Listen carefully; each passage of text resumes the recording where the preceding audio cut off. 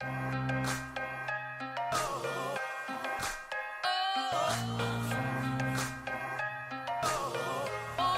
today is going to be a little bit different, you guys. As you can see, we are in a vehicle, so we're going to be driving for this episode of Creators Weekly. It had to be a little bit different because I'm with somebody who's a little bit different to me. Would you like to introduce yourself? Hi, Contra Mantis, Cap K Mantis, Cap, or Juan, however you know me as. That's another reason why I couldn't introduce him, because to me, he's Juan, and to everybody else, he's a million different names. But that's actually a very interesting thing that you bring up. Thank you for bringing that up, because what does it mean to you, going by so many different names? What does it mean to you when somebody calls you one of them? Like, for example, how long they've known me. Okay, yeah. So explain that a little bit. So when someone calls me Contra, they either know me from way back in the day or actually more recently, because I brought it back. But I didn't bring it back. I just started, making music under the said name, because for so long it was capital K. And that's a whole other conspiracy. But explain a little bit about what your form of creating is. I like to create many things. I like to create music. I like to create visually appealing things, colors, art. And that can mean so many different things. Yeah, I know. And I'm definitely getting into, really, to be honest, my foundation is in painting and making music production and rapping, good old raps, the classic raps, just the good old raps, a little bit. And right now, currently, I am currently obsessed with the art of video editing and things of that nature. So it was, and the piano, so those are my two parallels right now. I think most people that know you will know you for your art, because you put that online. So you put a lot of your art online, and your music, because you've been in the music game for as long as I've known you, but I know it started before that, so more than 15 years. Yep. So can you explain a little bit how you got into music, why you got into... What made me want to rap is a combination of two things. It was the Wu-Tang Clan CD that I heard for the first time in 7th grade. My brother brought it home. It was one of the very first burnt CDs at the time. Played it, loved it, and it, up until that point, I never really heard hardcore East Coast rap. It was always West Coast gangster rap, and I always loved it. I grew up on it, but nothing made me want to rap like East Coast. But then my brother started rapping, him and his buddies, and my parents were divorced at the time and remained, and so when I'd go see my dad and my brother would live there, Pops would be at work and brother would be there with his turntables and all his homies, all rapping, and so I thought that was the shit. I thought it was what life was about. I thought, oh man, they decided that what they're gonna do with their life, and little did I know they were just kids, just messing around. So I took it very serious at a young age, and I always looked up to the greats, and I always studied, the greatest rappers. Who would you say is one of your biggest influences? At the time, we're talking about early 2000s. When you got started. Yeah, well, I was big on Wu-Tang, Nas, Rakim. I really like technical rhymes, you know what I'm saying? So I was like the old school Cool G's and Big Daddy Kane's. I would consider you a technical rhymer. Thank you. Yourself. That kind of leads into a game that you invented that would KONTRASA. Definitely validate that point. Yeah. So the KONTRASA game that came about doing this recent project with my boy. Shout out to Brian Mikasa. Check out his music. Milk Salsa on Milk Instagram. Salsa We'll put on it IG. Here. And so long hours working in the studio, we would often take breaks from the editing and the tedious things of chopping waves. And he'd go out and smoke a cigarette, and we'd play this rhyming game. I don't know exactly how it came up. We'd just spit and rhyme, because we'd always freestyle. So I think somewhere between the freestyles, this game came about, and so it goes as follows. If we're rhyming off, and this is the example that I give everybody. Let's play it real quick. Should we do it? Yeah, okay. Just do the easy one real quick. Real quick. Shameless promo. If we're rhyming off of the word blacktop, like cement, everything that I ask you is going to rhyme with blacktop, okay? So, what is a portable computer? Laptop. Laptop, blacktop. What is a person who dresses up in a costume and cheers on a professional sports team? That's the team's mascot. laptop, blacktop. What is Will Smith's hairstyle, Fresh Prince? Flat top. Flat Flat top. I couldn't say it. Flat top, yeah. Flat top. And so, okay, here's one. If I go to Las Vegas and I win a large sum of money, you can say I hit the Jackpot. jackpot, okay? We're all trying to do that. Laptop, flat top, mascot. Okay. One more. Mhm. So, laptop, or what we say? Jackpot. Jackpot, okay. If you steal marijuana, you can say that you... Same thing. Jackpot. Jackpot. So Oh. that's a simile game and how you describe it, and it's also a double meaning. entendre game. Yeah. So, Oh, that's a fancy word. yeah, it works a part of your brain that flexes the muscle that comes up with rhyming words, and so 15 minutes of KONTRASA is like a workout. It'll get your mind abs ready. Where Like can we find the game. you can check it out on my. Well, you can see us playing it on my YouTube channel, Cap K Mantis. I have a few videos on there that I have uploaded that are basically us playing KONTRASA and explaining how to play. We just recently released our project on a Nintendo 64 cartridge, which inside has a deck of cards where people have, the game of KONTRASA laid before them, and so we have instructional videos on how to play, and you have to get the game in order to play. Well, you actually don't, but if you need to understand it, you're gonna need to see the video. This is right now. So you do your murals, which is really cool. You actually get flown across the country, is what I like to tell people. When I'm lucky. You get all the time. What are you talking about? I've been fortunate enough to. It's taken me to a few different states. Most recently, I think Santa Cruz, which is up north, not a different state, but. That was a good. Also Anytime I get to in-state. leave town for art is always a great time.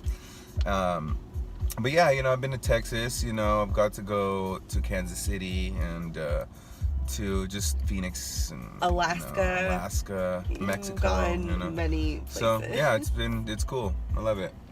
So that's something that I always thought was really cool about you, is that you do get to travel for your job, because like me, I think a lot of people would love to be able to do that for their job. I mean, you get to see different cities, you get to experience different life. Because I always think whenever you go, even just like to a neighboring city, like it's really intriguing to me, like that somebody makes their life there, that's where they have home, that's where they live, and that's where they choose to rest their head and like make their life. That's true. In Tucson, I met this nice old man, and I told him I was gonna go to Phoenix and check it out, and he was just so proud. He's like, he was so proud to be from Tucson, and really I really only get to discover like the restaurants, because as soon as I actually get to the city, or when I wake up and it's time to work, I get enough time to eat, and then I have to go to work, and then I work really late. You're still really lucky. Yeah, but it's great. I wish I could have seen the beach in Santa Cruz though, but I was so busy that I didn't even But get that's the not chance. that far. You can go back. You can take me. That was nice though. It's cool. Did you hear me? You could take me. Yeah. Oh. Of course. While we were filming this interview, we actually were downtown Ventura, and we came across one of his murals. He has several downtown, but this one in particular is one of my favorites because of the color and the underwater theme. I think it's beautiful, and I thought it'd be really cool if we could just, put it in the interview as well. A little sneak peek of his work. What is your biggest job that you've had? The biggest job that I've had to date? I would probably say something along the lines of probably painting a glow zone, like one of those glow zone places, because we painted a big old glow city. Oh, hey, there's Baby G. Hi. This is my Baby G. Cousin, Gustavo Martinez, or let's go Firstborn. So I think that one of my biggest jobs, like honestly the most time consuming one, was probably a glow zone one. We painted a big glow city, and then I did this whole laser tag arena that was like 5 rooms, and then I did like this whole kids court. Was that the one in LA? Yeah. That one was really cool also because I found it on Kourtney Kardashian's Instagram.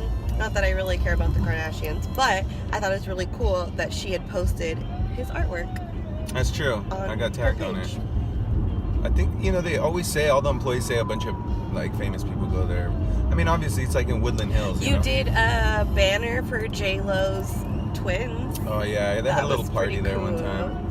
I mean, that was just a That's little... cool. Or like, I don't know. No, describe your work, like your best piece. My best piece? I honestly think my best piece is up to interpretation because there's different style pieces. To you. There's like certain pieces that are more sending a message, and then there's certain other pieces that I do strictly for visual appeal. And then there's other paintings that I do that are more experimental that I kind of like, mixed medium-ish stuff, you know? But if I were to choose one that represents me, I mean, that's an easy one, you know? It'd be definitely one of the ones that I painted that's like more a real message. And I think it's, I think I titled it, it's basically a painting of a woman with a rifle walking through a cornfield with a little baby sucking her chi-chi. Speaks volumes. And I think that a lot of people, that represents the way a lot of people were raised. You know, we have very protective mothers as Mexican, and I know I did, and you know, I feel like our parents fought for us to be here as a son of an immigrant. And you know, I think if that's gonna describe me, I think that's, you know, probably the easiest one that people could identify. What about a song, since you're also a musician? Oh, one song that would describe me? Mm-hmm. Or probably one of my 100 bar series back in the day. Okay. Because I did a few 100 bar series, but probably the second one. I don't know, but then that's another shade of me, you know? Because a song is also just a different shade of you. But that one encompasses a good just state of where my mind was at the time, I guess, and who I am. But I think you'd have to hear a complete project, you know, like you know, the Capital K mixtape that I put out, you know, in 2016, I believe. That one, I believe, had, you know, songs about my childhood. It had, you know, songs about my personal life. It had, you know, songs with meaning, and you know, so it encompassed different shades of me, and it was evolutionary for me too. So I'm very proud of that joint.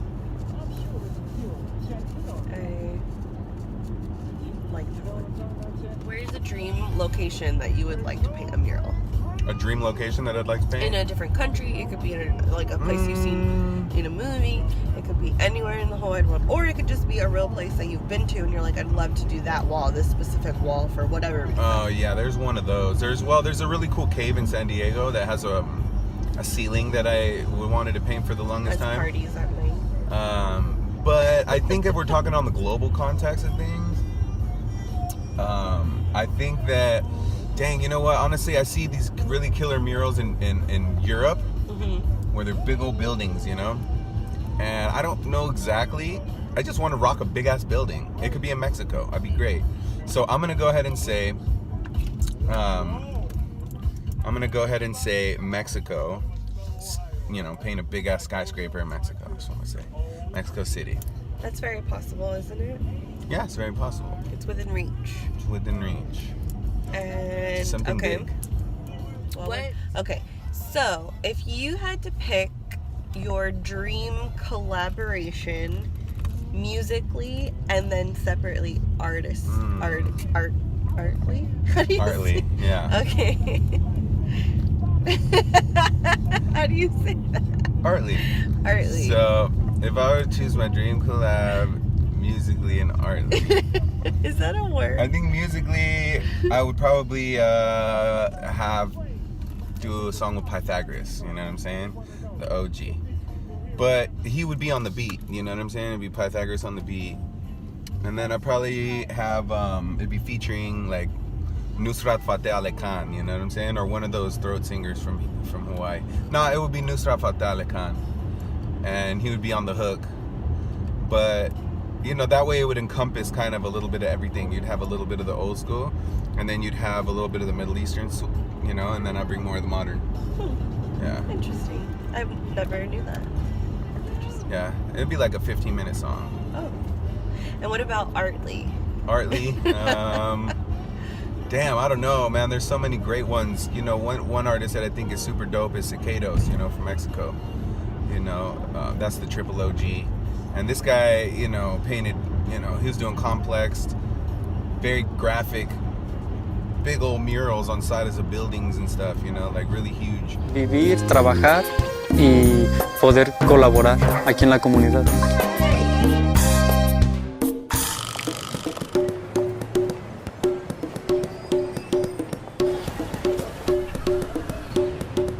Back to the lab. So me and my film crew called Los Reyes Vagos. Shout out to my man Beto and my brother Leo. And so we basically took a trip out to Mexico City and we filmed a lot of the things that we see on a regular visit over there. You know, me and my brother, my family's from over there.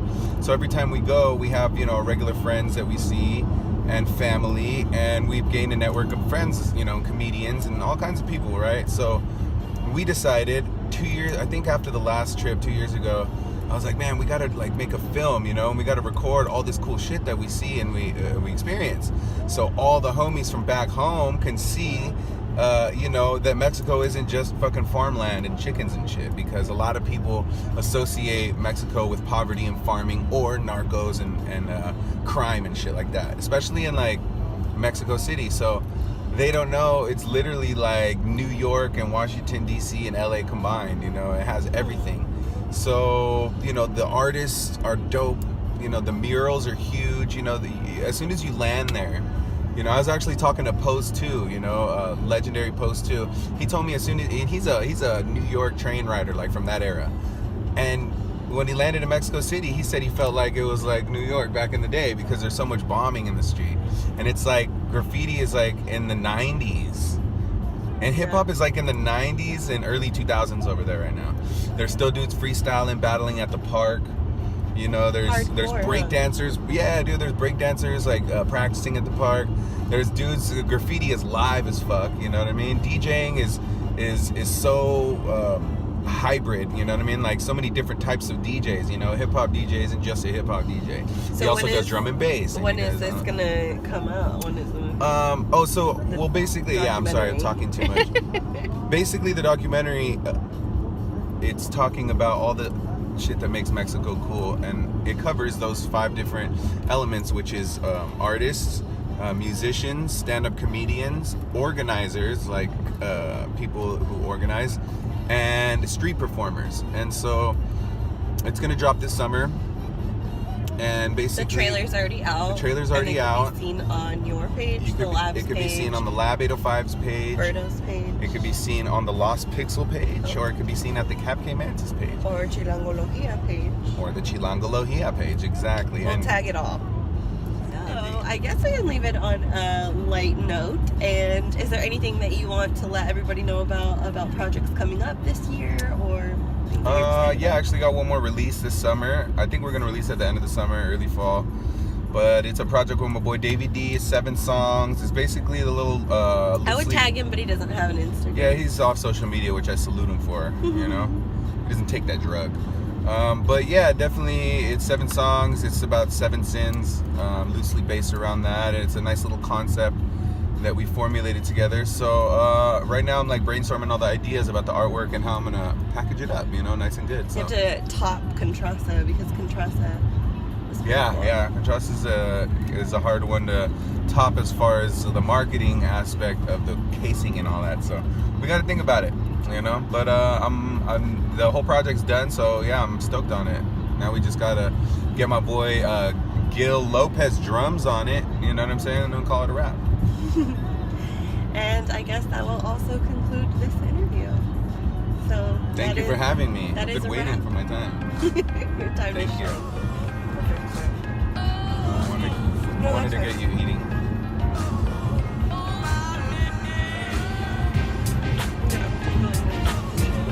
Okay, if you could get any part of your body pierced and it didn't hurt, what part of your body? My ass.